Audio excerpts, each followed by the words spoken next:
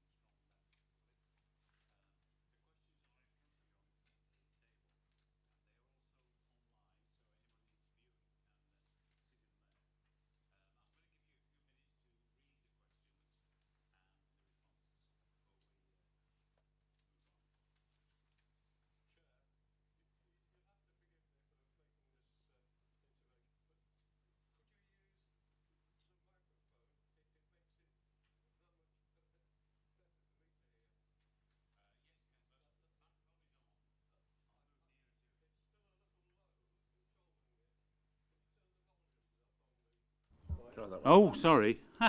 It wasn't on. Yeah. I'm reading the... I've forgotten how to use these. It's been so long. So I'll give you a few minutes. If you put your hand up when you finish reading, I'll move on from there.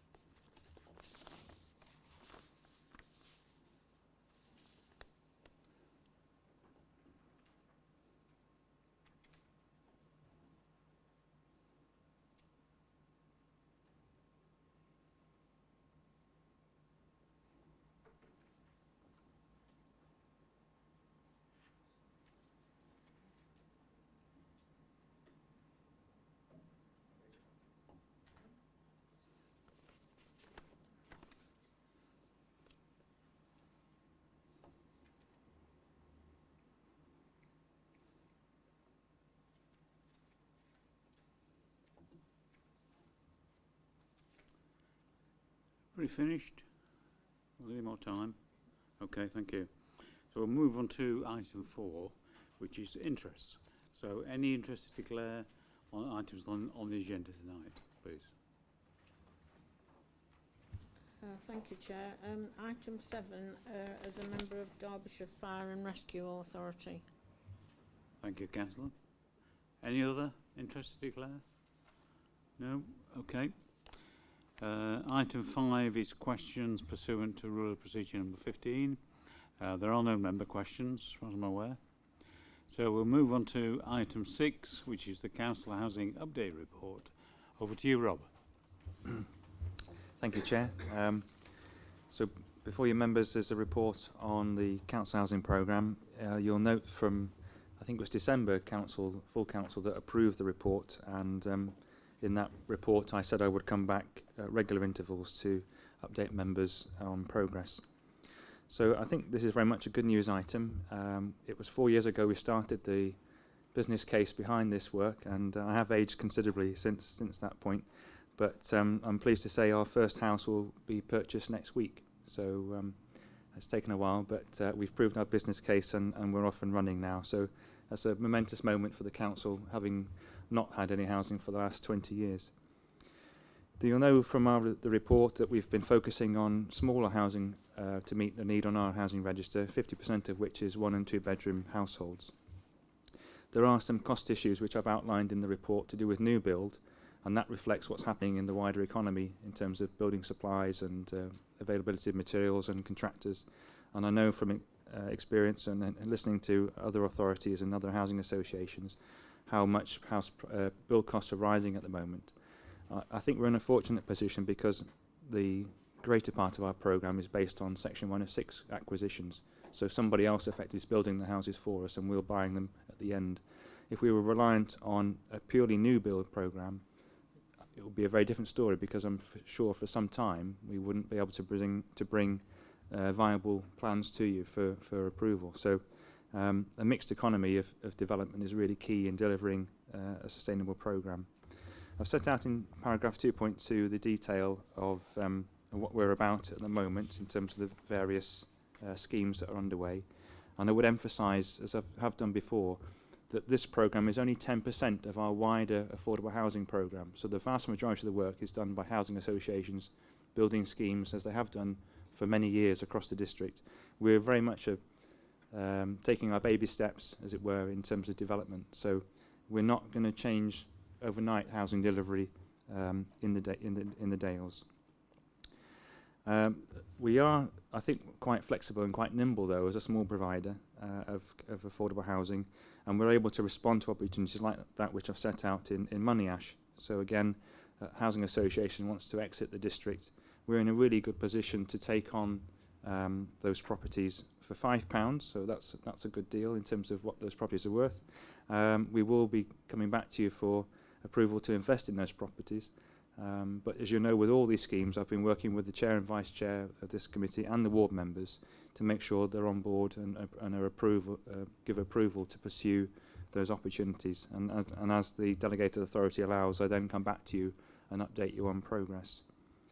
So there will be a capital programme report that will follow to future council that will ask for the funding to implement these schemes. In 2.3, I set out a bit more detail about the schemes that are coming through in Section 106 opportunities, and I'm really conscious to make sure we hit as many parts of the district as possible and not focus purely on the market towns.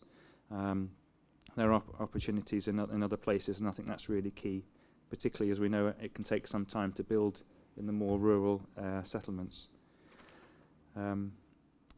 But as you see in the report in paragraph 2.5, we have a healthy capital programme for housing. I would emphasise for housing because my corporate director colleagues will be after that for other things, I'm sure, but we can only spend that on housing.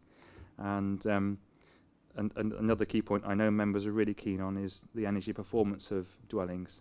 And I can report that the first property that we're purchasing in Darleydale is starting off at a EPC C, and with our investment and renovation, which includes solar panels, it will be raised to an EPC B. So that fits with the ambitions of the programme. I'm happy to take any questions, Chair. Thank you. Thank you, Chair. I welcome this report. It's an excellent report. It's quite exciting what you're doing, Rob. So thank you very much. I've got one question about the paragraph 2.3. Matlock and Tansley. We were wondering where the houses were in Matlock and Tansley. You've probably told us in the past, but neither my colleagues nor I can remember where they are. And the other question is slightly at a tangent. Was welcome you in 2.6 the desire to reach a very high standard in terms of EPC rating A, and we can do that with our own homes, the ones that the council owns. But as I understand it, homes that are purchased by housing associations are likely not to be able to reach that standard because of the way they're funded and where they have to purchase them. So, but will they have to reach EPC-B under the new regulations that the government is introducing? Thank you. Yes, thank you, Chair. Well, I've been a bit coy in 2.3 because if we tip the market too soon, we're competing with other providers, and I said precisely what the scheme was. We would disenfranchise ourselves in trying to purchase that development. So. I can assure you it's a small development and not perhaps a larger one that more members are more interested in that might come along in the future. Perhaps I can say that at the moment. In terms of EPC rating, well, I think it's fair to say all housing providers are on a journey to get a higher standard, and the government are using some of their funding for housing associations to encourage them to build off-site, which can help deliver more energy efficient properties. Members on the planning committee will know that last week there was an approval for an affordable housing scheme in Ashbourne at the Mayfield Road site, where NCHA, working with us, will be delivering an off-gas scheme. So there'll be no gas in that property. It'll be covered in solar panels, air source heat pumps, and will be built through modern methods of construction, and they will be EPC-A. So I think everybody's on a journey. They're trying their hardest within the funding restraints that they've got. And I still think we're building better than the private sector when it comes to energy efficiency and floor areas and room sizes, that kind of thing. Thank you. Councillor Ratcliffe. Yes, thank you, Chair. I'd like to ask 3 questions, Rob, if I may. Start with something relatively simple and then perhaps end with something a little bit more challenging. But I'd like to, if we are going to have any further debate after questions, to return and speak again. Right, start with the easy one. I think we're all grateful that we are making some investment in energy standards, but can I ask you for a comment on design standard in housing? I think we should be, personally, I think we should be looking at this and trying to meet, you know, the highest possible standards in terms of the design of the houses, so that we can be something, if you like, of a market leader of a planning and housing development authority. You know, we're already, I think, out there as a model, if you like, for small authorities. But I'd like, so perhaps just comment on that to begin with. Thank you, Councillor Ratcliffe. No, that's a good question. I think it's really interesting because in terms of new build, where we commission schemes ourselves for council housing, we'll be working with Pelham Architects, who are part of NCHA, our development agent, so that we have architects designing our schemes for us. So that's fundamental, and you'll hopefully have picked up from previous reports how important to us things like room size, you know, floor areas are, because we know if you're building a 2-bed, 4-person house, there's not a lot of storage space, and you know, where are children going to do their homework? Is it on the kitchen table or is it in a study like place in their room? So those kind of things are really important in terms of that. So we often prescribe the national space standards in terms of floor areas. So we want to see a 3-bedroom house of 85, 86 square metres, for example, and a 2-bedroom house at 76 square metres. Unfortunately, the private sector is building well below that. So, you know, we are pushing the boundaries in that sense. If we're building in the park, there's a design guide we have to adhere to. So again, you're looking at you know, architecturally good-looking housing, if you like to call it that. I think the word is beautiful these days, isn't it? And you know, we're looking at water conservation through energy-efficient taps, that kind of stuff as well. So we're trying to hit all of our parameters. Secure by design, we don't talk about that anymore because that's built into development standards. Yeah.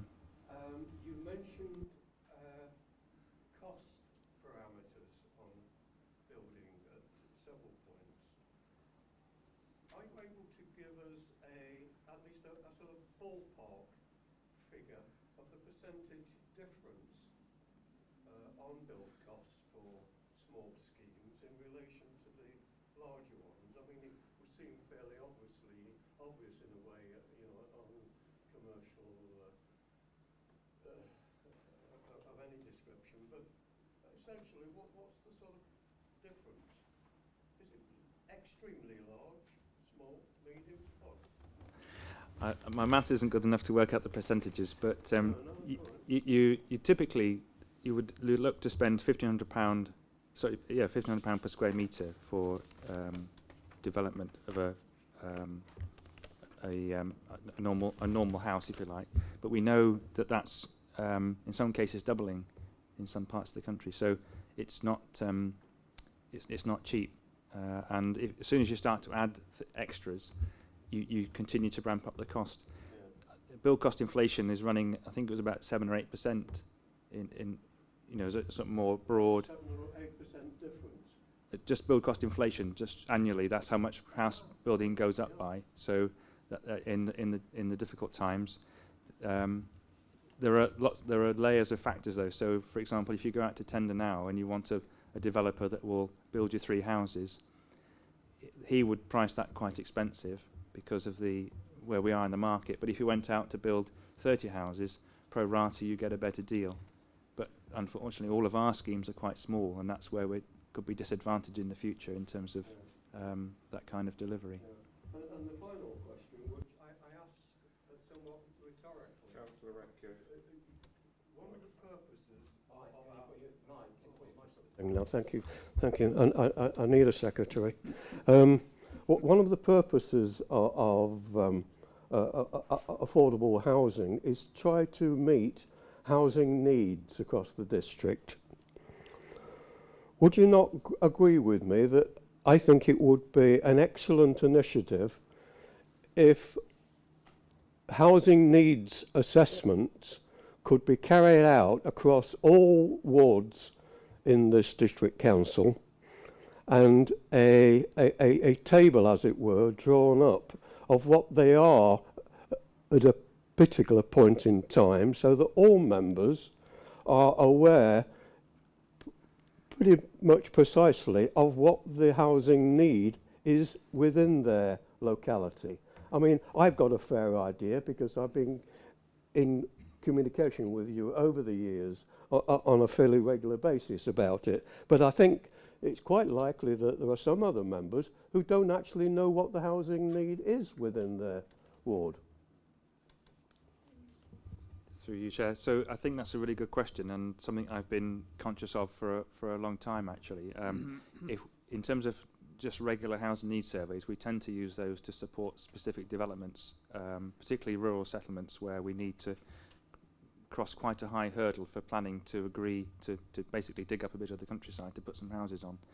But there are lots of secondary data sources that we can access, such as Home Track, which is a subscription service which we do actually subscribe to, and we can produce quite detailed affordability information at just about parish, certainly ward level, and with some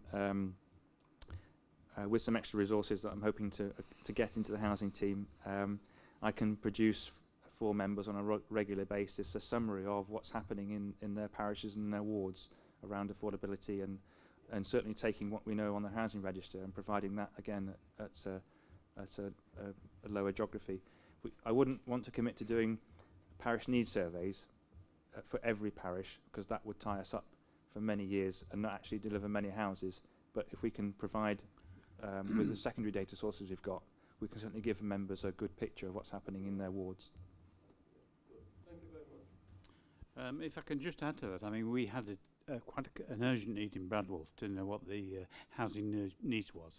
So we asked Rob if a survey could be done, and Isabel and then Jeremy have done one very, very quickly. We were surprised by it, and good results. Thank you. Sue Burford, Councillor Sue Burford. Thank you. I see on page 4 that we talk about consulting town and parish councils. So this is a follow-up from what Councillor Hughes said, and then going back to 2.3 on page 5. So can I be assured that the relevant town and parish councils will be fully informed of these opportunities at the earliest possible stage? I realise that it can be sensitive, but I think it's really important that they are involved. Thank you. Do you want to answer that? Yes, I think there was a question. So I think probably the safest thing to say is when we've got something to consult on, we will consult. I think up until that point we can set hairs running, which then don't actually lead to anything, and we might have upset a lot of people for no good reason. I'd rather have the fairly concrete plans in front of us before we set go too far, to be honest. If that helps. Yeah. Thank you. Councillor Martin Burford, did you have your hand up? Yes, thank you, Chair. Yes, I like other members, back this scheme 100%, but I find some of the aspects a difficult concept to visualise. So I just wonder, it's probably a daft question away, but if Rob can just let us know what are the precise advantages of this scheme over, say, NCHA or another council or another social housing provider actually acquiring these properties or building them, and the follow-up from that is really the fact when they are built and occupied, what about maintenance? I'm rather sort of confused about who's going to maintain them. If there's significant development, then fair enough. The district council can manage that, but are they going to be actually managed by NCHA? And given that quite a few of us who have social housing in our wards do have concerns about property maintenance on these social housing developments, like we have in Matlock, there are several cases where the estates quickly run down because of the poor grounds maintenance. So I wonder who's actually going to do that, and who's going to monitor it, and who's going to enforce it.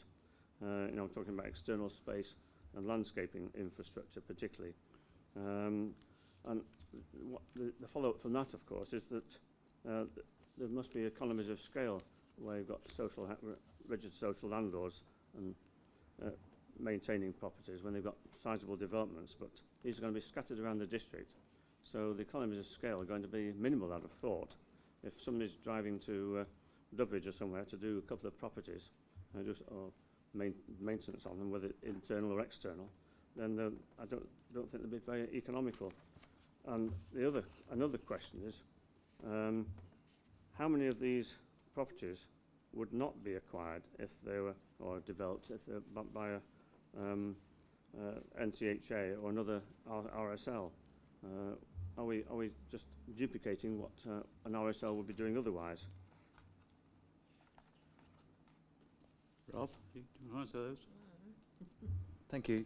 Yes, some good points there, Councillor Burford. Thank you. I think one of the things I've been very conscious of, and members, I appreciate you see a lot of papers, but at the very beginning of all this programme, and indeed before that, I brought papers to you explaining the Section 106 crisis, effectively, that we had in the district. So about 4 years ago, there were 25 sites with approval in the district, which had to provide between them 400 affordable homes.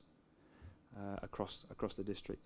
Now that sounds manageable, but in fact, at the same time, many of the housing associations we work with are being asked to spend their money on the Mayfield Road type schemes in Ashbourne, where they're building new housing for themselves, not on buying Section 106 homes on private developments. So that's a feature of policy from government to get them to spend on building their own houses rather than acquiring existing properties on a 106 site. Now, the other problem is you can put a lot of effort into a small number of homes, for example, on a 106 site, and only achieve a small number of properties. But if you put the same effort into a much bigger site, you get a bigger return for your spend and your investment. So there are things that are impacting on the NCHA and platform above Derbyshire Dales. That if somebody offers them 100 units in Rutland on a 106 site, they'll go and take it there, or they'll go and build 100 units on their own site somewhere else, rather than trying to pick up multiple numbers of small schemes scattered across multiple districts. So it's much more beneficial for them to use their available capital on big sites. I probably walked around that a little bit, but essentially that's the point. If you've got lots of little sites, why would you spend an awful lot of time trying to deliver them when you could just deliver lots of big sites and use it for capital that way?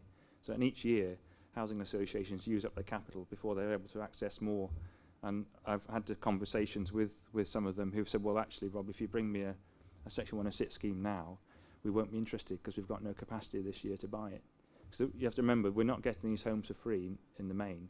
You're paying 45% open market value for a rented property, or 75% open market value for a shared ownership property. So it's still, I think we needed £16 million to buy those 400 homes. That's what we worked out. That kind of money isn't just floating around in the housing association sector on lots of small sites. They would much rather spend that on the big, the big sites.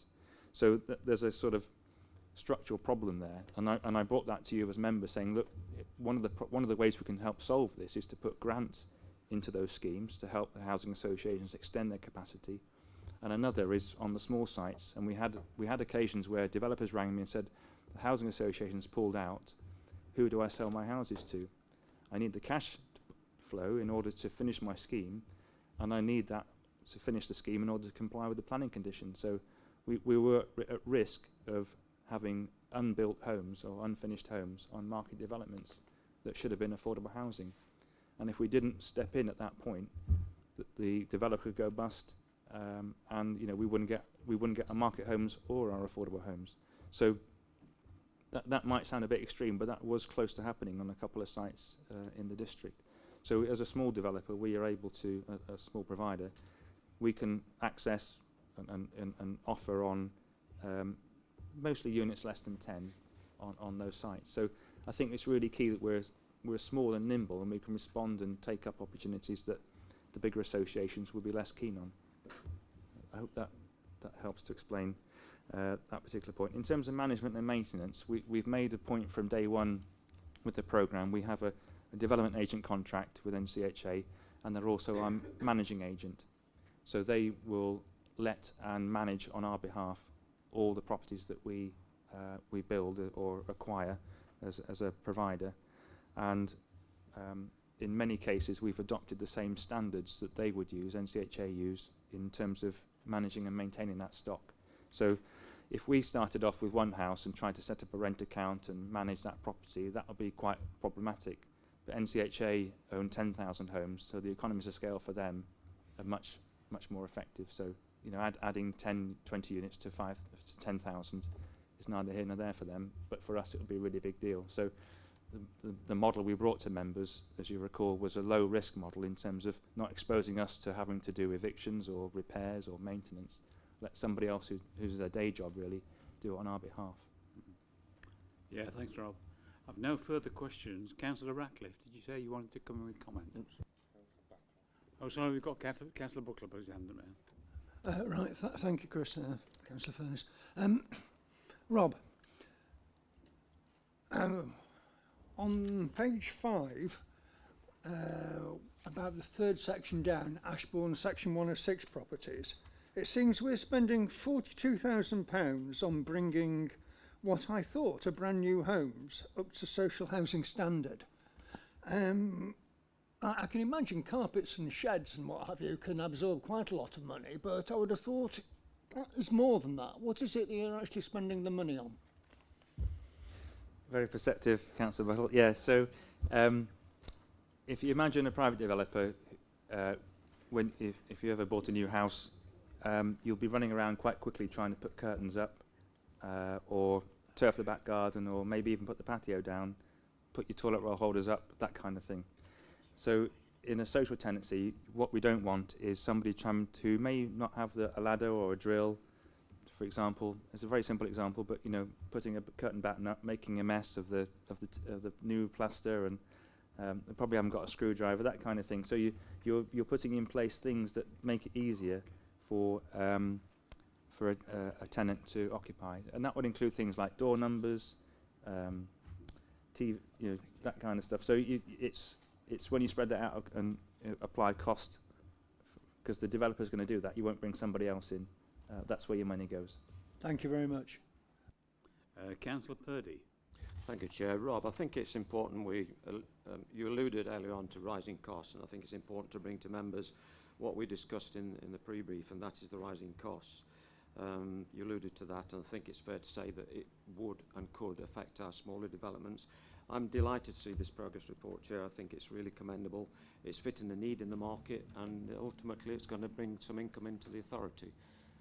So it's just that question on rising costs and possible hit to our smaller developments, Rob, is that right? Yes, so we'll work with NCHA as our development agent, as I said previously, and they will, their employees agent and their QSs, etc., will monitor and go out to tender on schemes.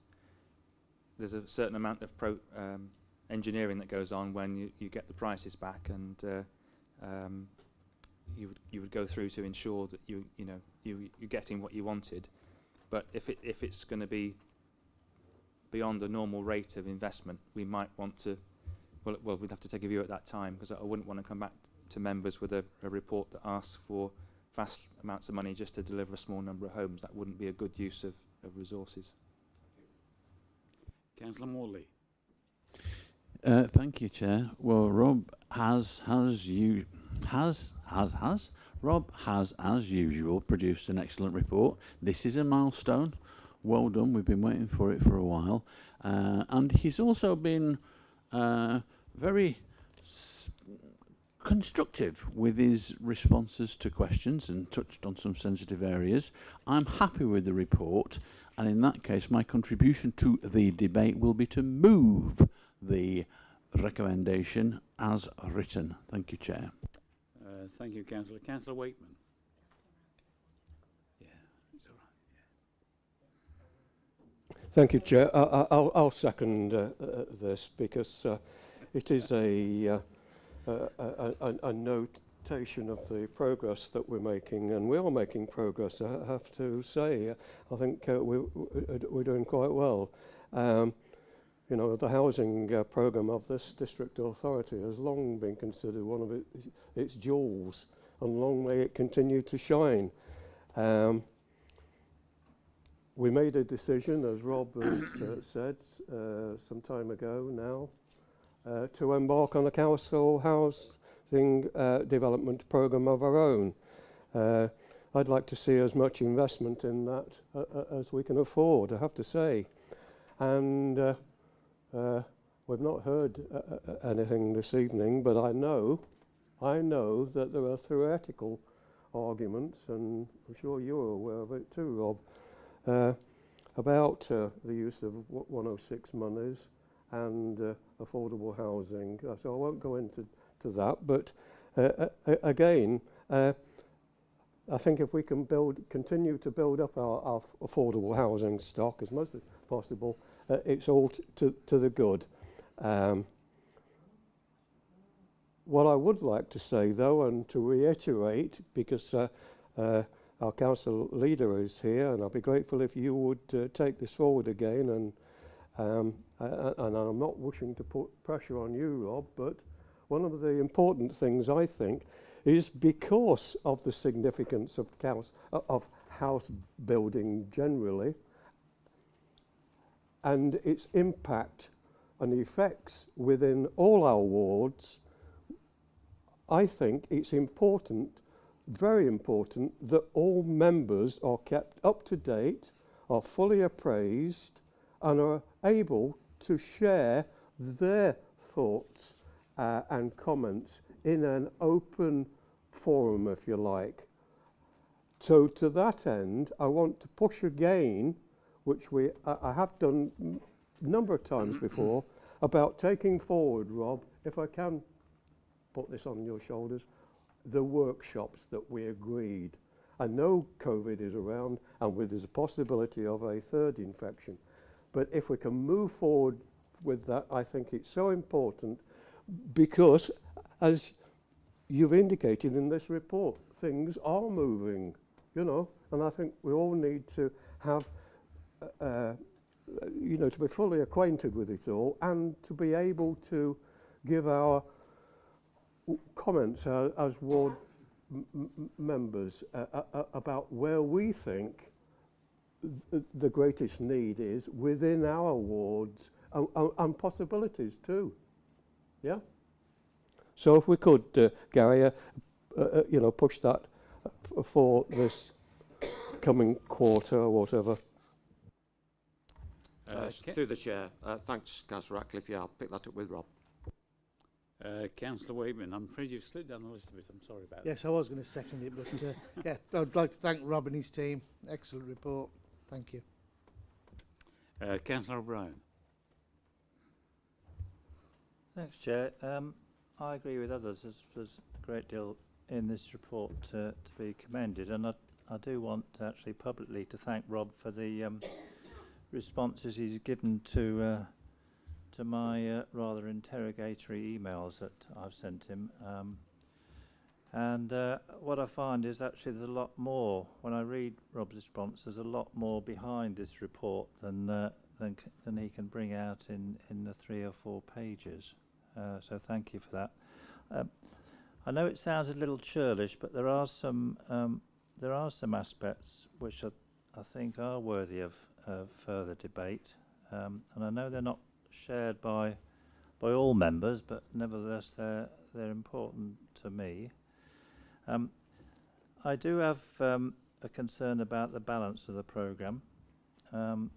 We're now, I think I'm right in saying, only going to actually be building 6 new council homes out of a total of 52. I understand the rationale that's I understand the rationale for that, but what I would hope we as a council would do is to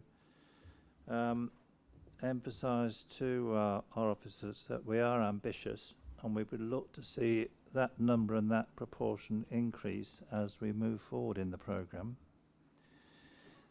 In relation to that, what does concern me is that in the programme we're not considering any land acquisitions.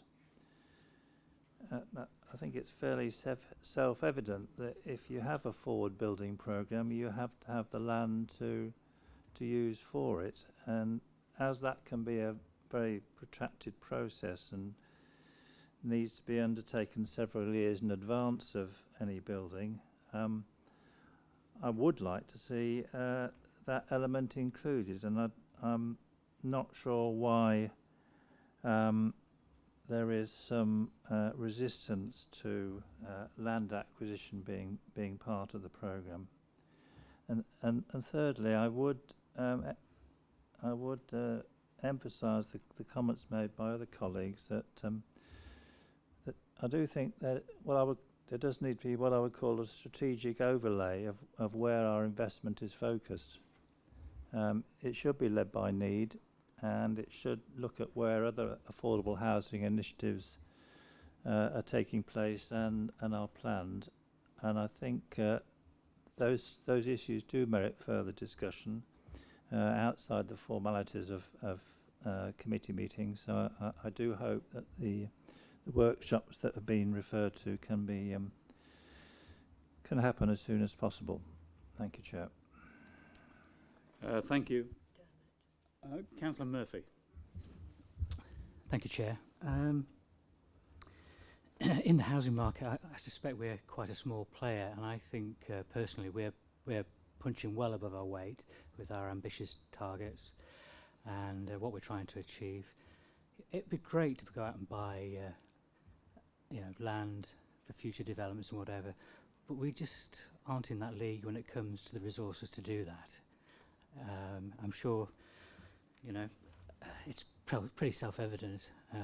We're doing very well, so I just can't see how we could afford to get into that market, and you're starting to take on greater risks when you start doing that sort of thing. Continue, Rob, what you're doing, and your team. You're doing a great job. Thank you. Councillor Purdy. Thanks for letting me come back, Chair. I'm going to need to respond to Councillor Bryant. I think this is a churlish remark. I think you're forgetting the pandemic. That's why it's been held up. Rob's alluded to that before. Land bank, well, we've exhausted our land bank over many years. The elder councillors here will confirm the fact that we had a great name in the country for our affordable home. The land bank's gone. So unless we can afford to purchase it, how will we get the land from? So I'd just like to make those points, thank you, Chair.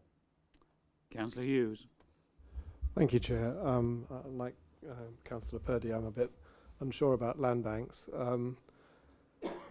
My feeling is that mixed developments are good for integration, they provide benefits to all the communities, and the buying a small number of houses on developments that are market-based allows that mixed use, and I think that is good for our communities, and I'd like that to continue. Thank you, councillors. I have no further speakers. It has been moved and seconded. All in favour, raise your hands.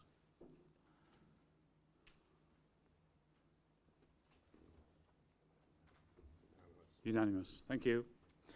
Okay, so we move now on to item 7, which is the Public Space Protection Orders 2021 for a consultation. There are 7 recommendations here. Over to you, Ash. Talk us through it. Thank you, Chair. I don't intend to go into the detail of the report because members have already read the report and debated it at the previous meeting in July, but what I will do is highlight the updates in the report, if I may. As members will recall, the original report was deferred because there was concern raised about the accuracy provided in that report. And there was the suggestion of a letter that had been sent to the Chief Executive. And whilst the Chief Exec was not able to be there to correct the issue on the night, this has been outlined in 3.20 to 3.22 of the report. What I would like to stress at this point, members, is that as far back as January, members have had an opportunity to talk to the Derbyshire Fire and Rescue Service and the police to air their concerns and to hear firsthand the views of the fire service and the police on this issue. Following that, the report covered the views of both of those agencies, and whilst that was challenged, that was the views that were presented to officers, and they were relayed in that report. Again, they've been challenged, and at the last meeting, officers were asked to get a statement from senior officers of the Derbyshire Fire and Rescue Service and the police. As members will see in the appendix of the report, we have a statement from Rachel Swan, the Chief Constable of the Police, and from Gavin Tomlinson, the Chief Executive of Derbyshire Fire and Rescue Service. In addition, we have received an email from the Peak District National Park. Unfortunately, it arrived after the report was issued, so if I may, Chair, I'd like to refer this to Vicky to read out the email, if that's okay with you, and then come back to me as a final point, please. Yeah, okay, Vicky, thank you. It's from Sarah Wilkes, Head of Engagement at Peak District National Park, sent through the documents for the meeting tonight, and she's responded with, "Hi Vicky, sorry slow in responding. Basically, it looks like a great paper that you've picked up well on all the points I've said to you, so thanks for that. Yes, I think we can be clear that Stanton Moor is the only site we would consider for a PSPO around fires and barbecues. While only 3 may have been reported to the fire service and the police, we know of many more on the site and have a potential to cause damage to underlying archaeology as well as fire damage. To quote my ranger manager, fire's a constant and consistent issue around Nine Ladies.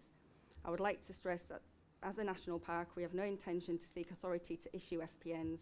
As you state, we do not have the resource to do this, in the people on the ground or systems to follow any paperwork through. It is not something we would ask our engagement rangers to do, as it would compromise their role of engaging, informing and supporting the public to connect and understand the place. Good luck with this, Sarah. Thank you, Chair. Just as a final point, members will recall from the previous meeting we had talked about increasing the number of staff trained to deal with PSPOs, and that training has now taken place. We have increased the number of staff from 2 to 11, but I must stress this is not a dedicated role. This is a responsibility they will pick up as part of their current day-to-day roles, and therefore we think targeted activity would be a better approach to this, as discussed at the previous meeting. Thank you, Chair. Yeah, thank you, Ash. I was just going to say before we start on the debate, I think we do need to do something tonight. This has been deferred once, and we've now left a gap when there will be no PSPO for several months. So we really do need to get this consultation on the way. That's my view. Any questions? Councillor Ratcliffe. Yeah. A point of clarification just to begin with, Ash. Where does the 5-month lapse in the order come about? Is that correct? 5 months? Right. Yes, potentially. The current order expires on the 31st of October. So we, That's right, yeah. from today, we'll do the consultation. And a 6-week consultation? Yeah. Then we need to bring back a report back to committee, which we're hoping to do on the 5th of January. And then the decision is made, and then we need to do so the it's orders. our timetable that's delaying it effectively. Well, yes, Yeah. and also the fact that Okay. consultation needs to take place as well. Okay. Just in respect of the lapse in the order, you do say that it won't be possible to issue any fixed penalty notices, but is there any way that we can continue to at least bring about some enforcement? I mean, so, 5 months is the sort of period when behavioural changes might well start to kick in. Unfortunately, we won't be able to carry out any enforcement, but we will continue to do campaigns like we have done previously. Yeah, that's a reasonable answer. My next question, if I may, I'll find it and get my glasses on. Oh, yes, top of page 16. I think I'm probably not reading it correctly, but it says, he's referring to cemeteries, top of page 16, remove dog fouling and control orders removed from all cemeteries. That can't be right, surely to goodness. It is accurate in terms of the report. We haven't had any reports of dog fouling within our cemeteries. You'd have to forgive me for saying this, but irrespective of whether there's any complaints or not, cemeteries are hardly the place to allow dogs to roam free.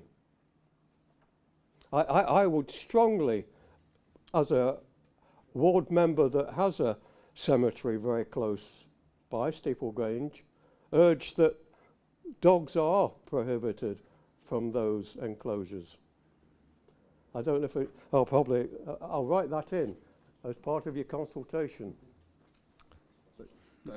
You've probably answered the question yourself there, Councillor Ratcliffe. It probably will be best to feed that in. If you recall from the previous meetings, that's better. The police are very keen to have evidence-based PSPOs in place, and I appreciate this was, a bone of contention last time, but we are working towards that principle. If there is an issue, then do raise that in the consultation.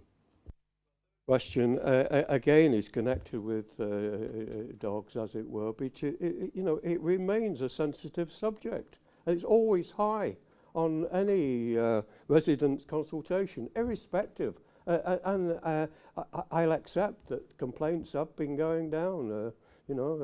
I've not been getting that many, although fouling is pointed out to me by residents. So my next question, again, if I'm reading the pages, the paragraphs correctly, we're saying that in playground spaces we will prohibit dog fouling, but we don't mind dogs being off leads. Am I reading this correctly again? No, they're excluded. They're excluded. The dogs are excluded from play areas. Oh, right, so it's not just about leads, but they're excluded altogether. Oh, well, that answers my question, and I'm happy with that. Thank you very much for your responses. Councillor O'Brien. Thank you, Chair. And, I've got a question and then a request for a clarification, but I'd like to come back during the debate if that's okay, Chair. I'll ask my simple question first. Can you confirm that under the proposal you're putting forward, barbecues and open fires would no longer be banned under the PSPO covering Bakewell Recreation Ground? That is correct. Right, and a point of clarification, and this is quite a detailed point, so do excuse me. In relation to the letter from the Chief Executive to the police and the fire services, and for reassurance of other members, the Chief Executive assured me he didn't write the letter and therefore queries should be addressed to the officer that did. The letter states that of the 23 reports which specifically mentioned campfires or barbecues, all but 3, those at Stanton Moor, wouldn't be covered by PSPO, as the District Council does not have any responsibility for these areas and they're mainly on private land. It then goes on to say that therefore the data does not appear to show a significant issue with the fires. Now, you kindly sent me, Vicky, a record from the fire service of the instance in question, which I've looked up very carefully. And if I quote just a sample of the locations where campfires or barbecues are mentioned, other than Stanton Moor, we've got Fox House, Chatsworth Park, Station Road, Bakewell, Kerbergut Car Park, Hollowbank Road in Hathersage, Chesterfield Road in Beeley, Lumbersdale Road in Matlock, Sewilham Hill Road in Grindleford, Upper Burbage Brook, the Monsell Trail in Cresbrook, the Dale in Hathersage, Trinky Lane, Stony Middleton, and Winglow Road in Hathersage. And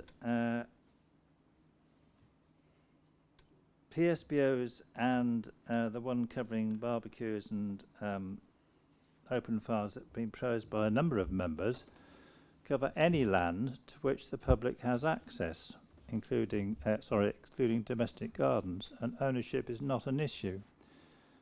So can you explain on what basis the police and the fire service were told that only 3 of the incidents were relevant and that the others wouldn't be covered by a PSPO?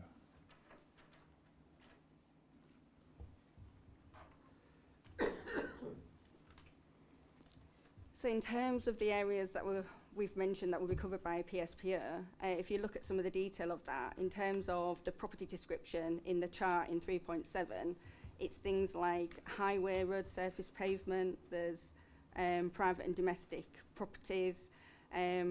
What we're trying to say is there's never been a discussion about a blanket wide approach to fires and barbecues before, therefore it wouldn't be considered previously.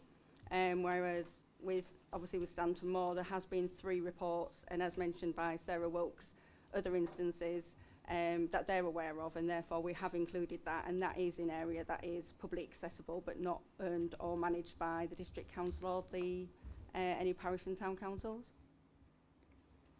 So do you agree then that it's irrelevant whether the land is managed by the District Council or what ownership it's in? Do you agree that a PSPO covers any land to which the public has access? That's what the guidance says in the Public Spaces Protection Order, yes.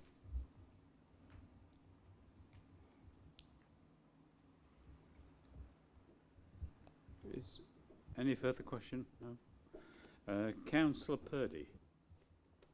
Debate. Thank you, Chair. No question. Councillor Murphy. Thanks, Chair. Maybe showing my ignorance a little bit here. We're obviously going out to consultation. What means do we use to carry out these consultations? And if we received a lot of responses to a particular item and it was in favour or against, how much credence do we take from that and apply when you come back to the members with your next report? And can we have some indication of the responses that we receive from the general public for these items? So in terms of the consultation, it will be publicised on the website, and it also will be mentioned in Dale's Matters, which gets delivered to every property in the district. In the areas that are proposed, there also will be signage up which will provide a link via a QR code to be able to complete the survey that will be provided using SurveyMonkey. All of the information will then be collated and provided to another meeting of this committee, and then it really would be down to members to make a decision as to how they want to move forward with those responses.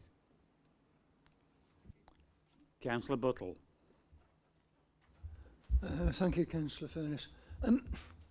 Gavin Tomlinson, the Chief Fire Officer, would, however, welcome a review of this annually. Are we planning on reviewing it annually? Are we going to get in touch with them every year to find out whether or not the fire service is changing its tune? I think it would be if circumstances change, we would review it before the 3 years. So as I've said sort of previously, although the evidence doesn't suggest there is an issue with significant issue with fires and barbecues currently, if that should change, then we can look at that and consult and look to introduce one and within the 3 year period of this one, when this one starts. So it's not going to be reviewed as a matter of course, because that's done every 3 years, but if the situation changes, then... Could I ask whether or not we could review this annually as a matter of course, as recommended by the Chief Fire Officer? We wouldn't necessarily be able to review it, but we can agree to meet with the fire service and the police regularly, if that would help. Would you be prepared to bring a report back to community environment if they've got any change of tune? Yeah, I'd be happy to do that. Thank you very much. Councillor Sue Burford. Thank you, Chair. It isn't actually a question, but I do feel I need to clarify 3.20 on page 13. I'm not on the Community Environment Committee, but I am on the Fire and Rescue Authority. And if I can quote what was in the email that came from the area manager who's in charge of prevention at the Fire Authority, and it says, fully supports our commitment to support PSPO orders throughout Derbyshire. He talks of significant increase in moorland fires, and he also talks about reducing the chances and likelihood of wildfires and damage to moorland. So it seemed pretty clear in that email that I received, which I then forwarded to Paul Wilson, that they were saying that they did fully support PSPO orders. So do we really know what the change, why the change? Because I don't. If I can, Chair.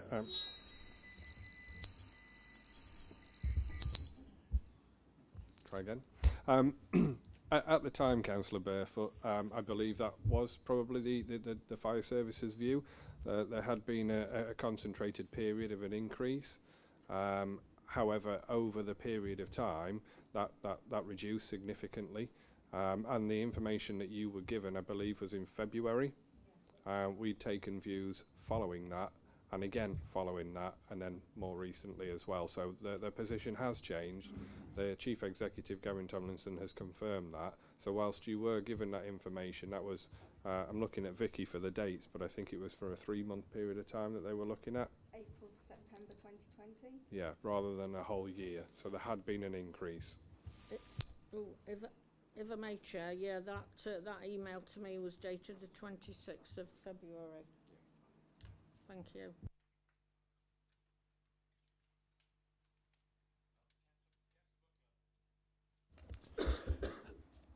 Yes, the question's about you've mentioned in there that you've looked at an equalities assessment. Can I ask whether there's been a climate change assessment of the reports because of the risk from moorland fires? So the risk of moorland fires, which is increasing all the time. No, there hasn't been a climate assessment done.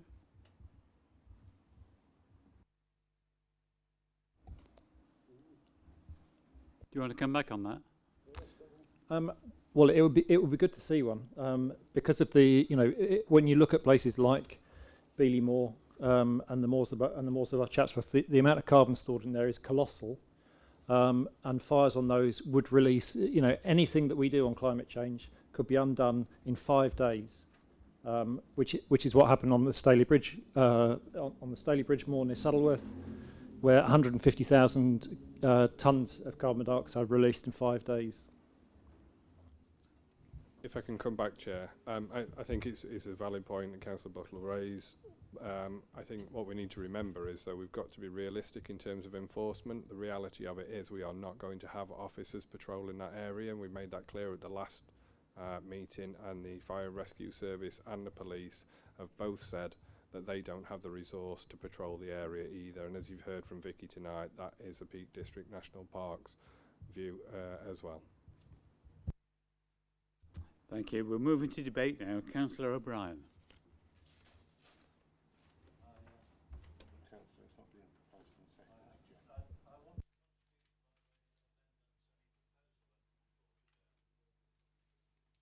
Sorry. I want to contribute by way of an amendment to any proposal that comes forward. Sorry, Councillor O'Brien, I apologise to interrupt you, but I've just reminded the Chair, we've not had a proposer and a seconder of the main motion first, to then for you to move your amendment. So if we could have a proposer and seconder first so we can then move to debate, I'd be grateful. Councillor Purdy. Thank you, Chair. Well, to be honest, folks, I've never known such a long, protracted and politically made issue over this. The delay, Councillor Ratcliffe, was caused by Councillor O'Brien, who put an hand grenade on the last CNE meeting, misleading this committee but making me have to ask for a deferment. No, I'm saying you were looking for the reason for the delay. I'm trying to explain the reason for that delay. It's no officer's fault.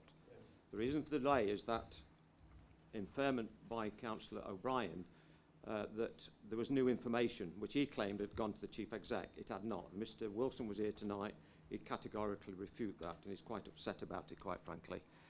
So here we are again, and seemingly some more amendments coming, and you've been told already by the Chair and our officers that any more delay to this will be damaging. We've got to get this through tonight, ladies and gentlemen, please. I've served as a police officer for many years, and I've really never known signs have much impact on the public, quite frankly. And so what I see here is the need to get signs up as if it's some sort of panacea to stop ills. You cannot stop an arsonist, and I've noted your earmark, Councillor Butler, and I was waiting to see what we were going to gain information from on the Chair's pre-brief tonight. And my view is that is something that Joe can pick up, our climate change officer. And as you know, the Moors for the Future is doing great work on trying to get the carbon sink dealt with that way. I don't really know how we can go about doing that, but I'm happy to have a conversation with you, and I think it's best you speak to Joe, our climate change officer. So I think what we've got here is a movement to go into consultation. And at the essence of it, that's all it is. Let's get it out to consultation without any further delay. We can argue all night about amendments, but is it going to cause a delay? I hope not. I do hope not, Councillor Bryan. It's caused enough delay already, quite frankly. So, Chair, I'm happy to move the recommendations as per the officers' recommendations, and I do hope that members will support the officers and get this through for consultation. Thank you. Thanks, Chair. I'm happy that this is going out to consultation, and with that in mind, I'm happy to second it. That was what I was going to do, Chair. Thanks.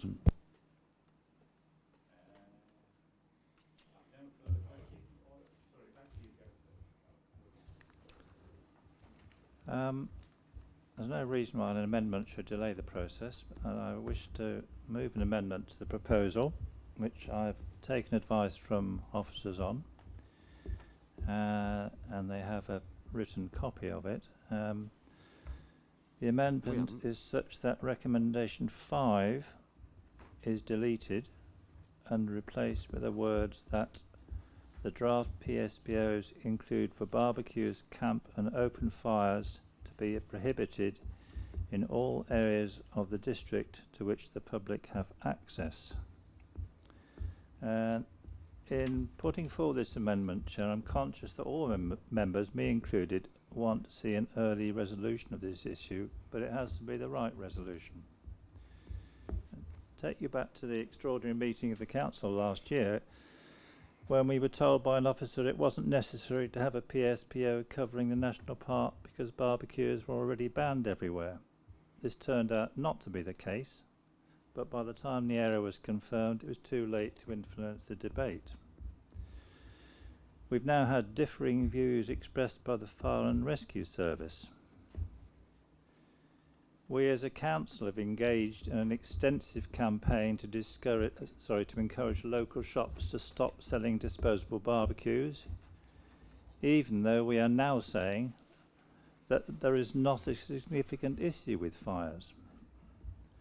We know that hundreds of our residents believe that barbecues and wildfires are a problem and are 100% supportive of the council having a PSPO. We all understand enforcement is an issue, but we also know that having a statutory framework is important in underpinning the information and education work being undertaken by the fire service and others. But the main point I want to make, colleagues, is that we seem to have forgotten why this proposal came forward in the first instance. It wasn't about numbers. It's about the devastating and long-term environment impact that fires and barbecues can have on the ecology of our sensitive landscapes. It doesn't take 83 fires to have this impact. It just takes one which gets out of control. That's why it is disappointing that in the reports we have considered during these debates, none of them have made any reference to our council's laudable commitments to sustainability, to enhancing biodiversity and addressing the impact of climate change. Each of those commitments would be enhanced immeasurably by this amendment, which I commend to you. Over to you, Lee. Is that a valid amendment? Yes, that's fine. Okay. So, Chair, if I just read the amendment, just to make yes, please. sure that recommendation.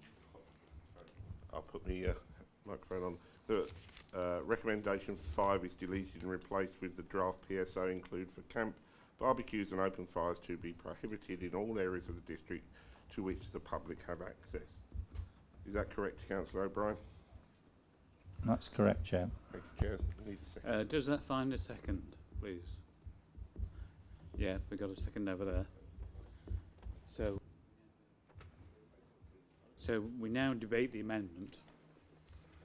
Councillor Hughes. Thank you, Chair. I've listened to the debate. I've listened to Councillor Purdy's response to Councillor O'Brien's proposal, initial proposal. Councillor Purdy, could you close your microphone?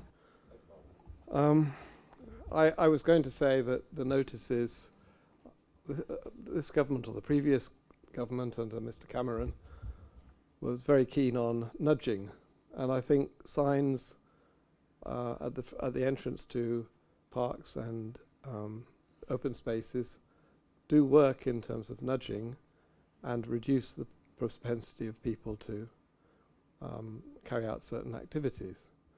And I therefore feel that there is a case for having the signs irrespective of whether they are fully enforced by the police or our officers. So I understand Councillor Purdy's experience as a policeman may counter this my view, which is as a layman. So I would defer to his judgment in that to some extent. However, I would then turn to the risk assessment that has been done for this report, which is all about the legal risk to the council and not about the environmental risk to the planet. And I feel that the lack of an impact assessment that includes the impact on the planet means that that Councillor O'Brien's amendment should be considered very seriously, because as he puts it, the risk to the planet is large from a small number of fires. And if we can do anything to reduce that number of fires, then that's a good thing. Now again, I understand Councillor Purdy does not want to limit people's freedom of action, and that's a laudable aim. But in some cases, it is important to do so to secure environmental benefits and other benefits. So I would support Councillor O'Brien's amendment for those reasons. Thank you. Ash, can I turn to you to give your views on the amendment, please?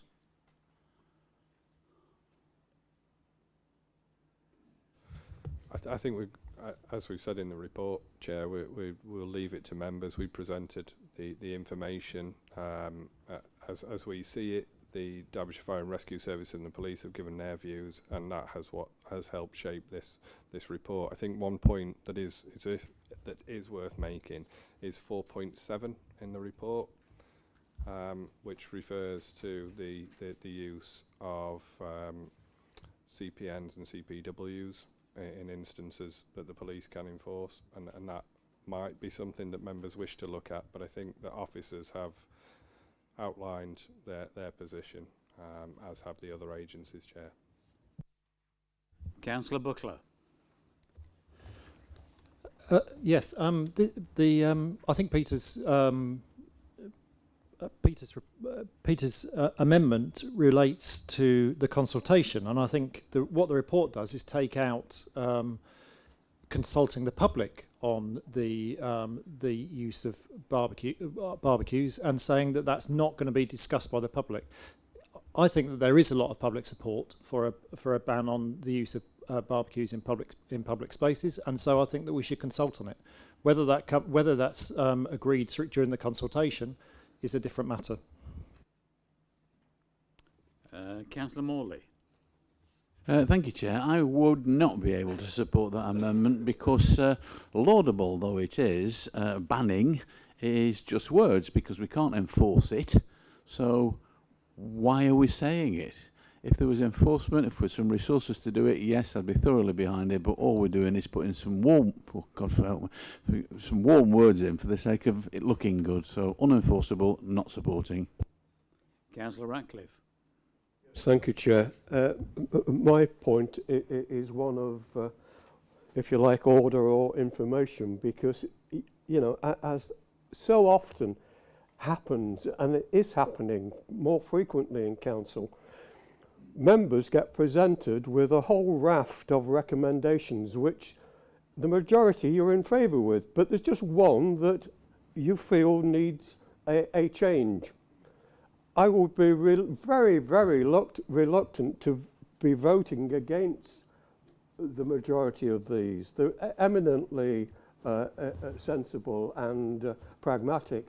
But on 5, I feel that there is a growing weight of opinion that is evidenced by climate change, not least, to prevent the outbreak of this sort of happening, an event. So I would request through you, Chair, that recommendation 5 and its amendment is voted on separately. I don't mind you putting 1, 2, 3, 4, 6 and 7 together, but 5, I think, needs our individual attention. Well, you are voting on the amendment, so this is the opportunity. Meaning what? If I vote in favour of that or against, that necessarily means I'm voting against the remainder, doesn't it? No? Just the amendment. Just the amendment. Just. Right. Through you, Chair, just to confirm, and apologies, members, it's something I didn't pick up earlier. So actually, the proposal was moved, then we have an amendment which we are debating at the moment. But I've just realised that recommendation 5 was actually 2 options, of which Councillor Purdy, when you moved, you didn't state which one you wanted to go for. So I'm assuming that it was the first part that they be excluded. Therefore, we now have an amendment by Councillor O'Brien to actually change that to that they be included. So that's what we're debating at the moment, is the amendment by Councillor O'Brien that rather than excluding barbecues and fires from the consultation, that be included in the consultation. So that's where we are at the moment. Thank you, Chair. I can't support it, Councillor O'Brien. It's not to be opposite for the sake of being opposite. It really isn't. And if I can try and explain myself further. The police service is a reactionary service because you're chasing criminals, you're chasing arsonists. And I don't see anything here that prevents that. It's laudable to try and stop fires, but you tell me how you're going to stop them. You tell me how you're going to get somebody that's accidentally set fire to some moorland because they've had a barbecue and been careless. How are we going to stop the arsonists? We're not. I don't think a sign will. And this is our problem. We've got a chief constable saying there's no evidence. We've got a chief fire officer saying there's no real evidence. And I feel, therefore, that we're stuck. If we had differing evidence, then let's move, let's get something done. So I think that the dilemma we've got is all over the land of the district is far more problematic in trying to say police Stanton Moor. We haven't got the resources, we haven't got the staff, we haven't got the enforcement officers. So how do we prevent crime? The police have yet never come up with the solution to prevent crime. Try and solve it, but nobody's ever prevented it. So I think we've got a great difficulty here, Chair, and I can't agree with the amendment on all of the land of Derbyshire Dales. Absolutely not. Thank you, Chair. Well, I disagree. I think this is an eminently sensible amendment. I think the whole thing about wildfires and damage to moorlands, it's all about trying to reduce the likelihood of it happening. Now, I think as a whole we are a law-abiding nation, basically, and such things as these signs would be a deterrent. I mean, I do get a little bit fed up of being told that we can't enforce everything. You know, I've been pushing as a county councillor for 20-mile-an-hour speed limits in parts of Matlock and Tansley, and I'm told, oh, it can't be enforced, but I certainly think that if I see a sign that says 20 miles an hour, then I abide by it, and if I get caught, then that's my fault. So I see this as a hugely important deterrent, and anything that we can do to try and reduce the chances of damage to moorlands is worth doing. Yeah, through you, Chair. I've got a bit confused now on this. If it went to consultation and the residents said they wanted barbecues banned in the recreation grounds all over, would that happen or wouldn't it? That's not going to be included in the consultation as the recommendations that are being proposed, Councillor Wakeman, just to be clear. I've no further speakers. The amendment, sorry, Councillor Buttle. Oh, thanks, Pat. I'm obviously hidden in a corner here.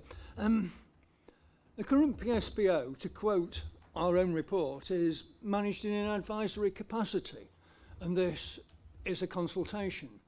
So I don't really see that we're actually making a particular decision here. All we're doing is we're opening ourselves up to make a decision in the future.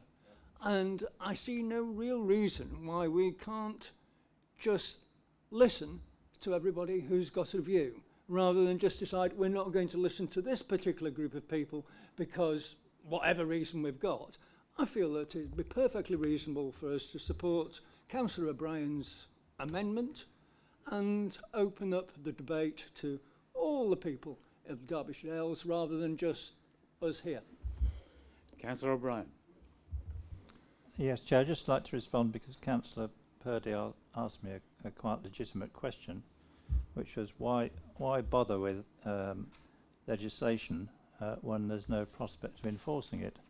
And my answer to that is that if something is illegal and you know it's illegal, you think twice before you break the law. If it's not illegal, you don't think at all. And I think it's quite clear, and I'm sure that if they were asked, the police service and the fire service would confirm that having a statutory backdrop to education and advice is really beneficial. And that is the advantage of a PSPO by way of the amendment I've proposed. Councillor Hughes. Thank you, Chair. I'll come back very quickly. At the previous consultation suggested dog exclusion areas in a number of places. I responded to the consultation, and one of those areas, the exclusion order was removed, and therefore it is possible to roll back and have a less strong response as a result of the consultation. Therefore, it seems quite reasonable to allow Councillor O'Brien's amendment and put forward a tighter proposal than we have at the moment. Thank you. No further speakers. The amendment has been moved and seconded. Can we have a vote, please? Votes for the amendments, raise your hand. You got it? Yeah. Against?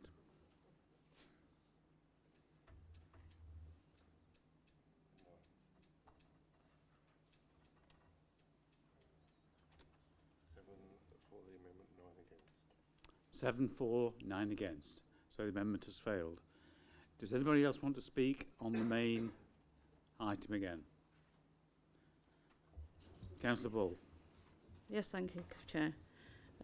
Obviously, as Lee pointed out earlier, and the recommendations that are put down there is a choice in item 5 of one or the other.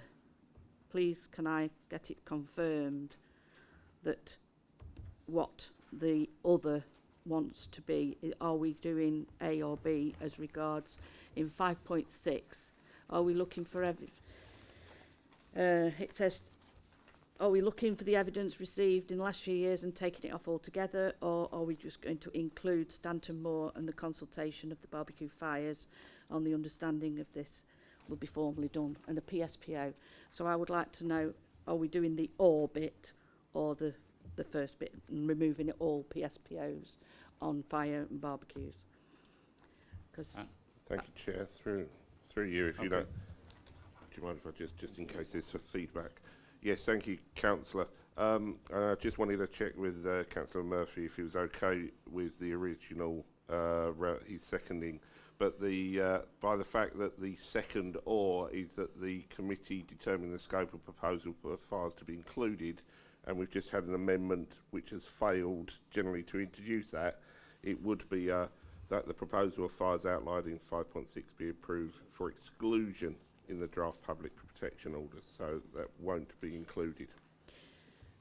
well, I'm sorry, can I just point of order, because this, I'm sorry, the amendment that was put was for all areas of the Derbyshire Dales and not what it says in point 6 to include Stanton Moor.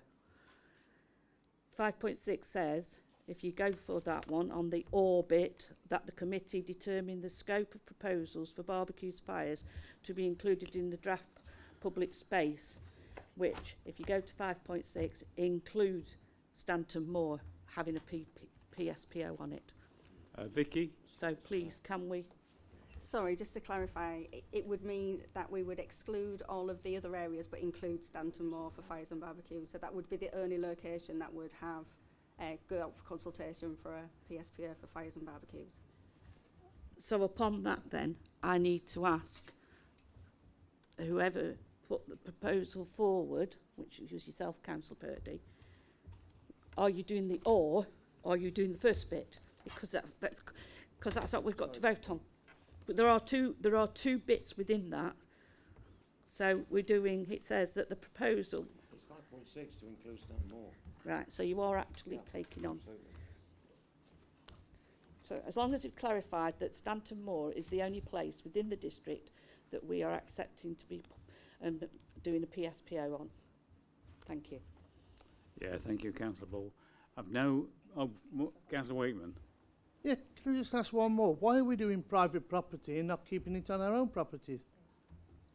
We're getting rid of the PSPOs on our own properties, and yet private property, we're going to keep it on. We're going to put it on. Ash, Vicky? Sorry, so in terms of Stanton Moor, we've said that we would put it on there because there is evidence, and there's been 3 reports of that, and as Sarah Wilkes has said, from the Peak District National Park, but we're not any responsibility to enforce it. We have the ability and the powers to put that PSPO on, and at the moment, Peak District National Park don't have that facility to do that, so that's why we're doing it. The rural crime team have said that they would look to enforce it. It wouldn't deal with the summer solstice, but other times around the year when they are available, they would be able to enforce a PSPO if it was in Stanton Moor. We have... Oh, sorry, Councillor Buckler. Yeah, can I just say that I'm really pleased that Stanton Moor has been considered in it. It's a key issue for the residents of my ward, and it is a scheduled ancient monument. Any fires which are on there are damaging to the scheduled ancient monument, and if people can be prosecuted afterwards for having fires on it, if people can find out who it was. If you could, whereas if you can deal with it immediately, then that resolves the issue. So I'm very grateful that Stanton Moor is still being considered. Any other speakers? No, it has been moved and seconded. All those in favour of the 7 recommendations, raise please.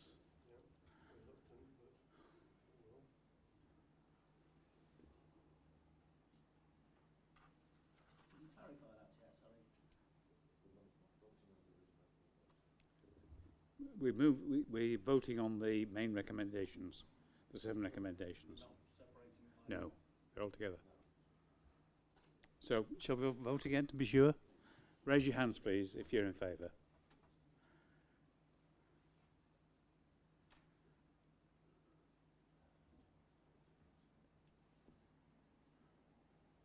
You got them. Against?